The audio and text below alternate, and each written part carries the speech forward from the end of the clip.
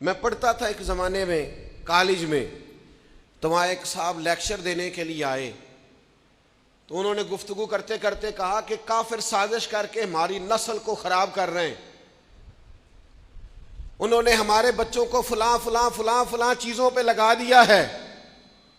काफिर साजिश करके हमारे बच्चे ख़राब कर रहे हैं। तो थोड़ी सी तबीयत इस तरह की थी कि बात वो किसी वक्त बर्दाश्त नहीं होती थी। तो मैंने बड़ी माजरत से उंगली खड़ी की। मैंने कहा अगर खूगरे हमद से थोड़ा सा गिला भी सुन ले, अगर गुस्ताखी ना समझी दाए तो एक जुमला कहने की इजाज़त हो।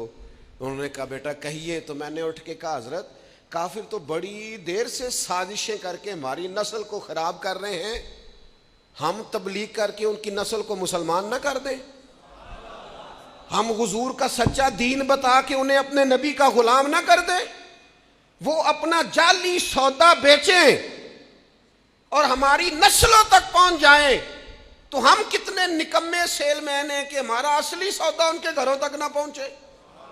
और मुसलमान तो जिस गली से गुजर जाता था वो कुफर के घरों तक रसूल पाक के दीन की खुशबू पहुंचा दिया करता था। कुफरस्तान में आके बैठे थे ख्वाजा अजमेर, कुफरस्तान में आके बैठे थे दाता अली अजमेरी, कुफरस्तान में डेरा लगाया था बाबा फरीद ने।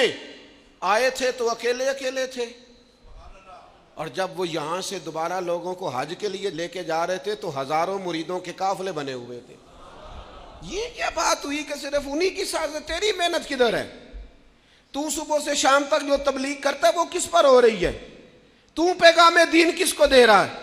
तूने कितनों को सबक दिया और सबक पढ़ाया? जान छुड़ाने वाली बात है। वो साजिश कर रहे हैं, 6 मानादार है।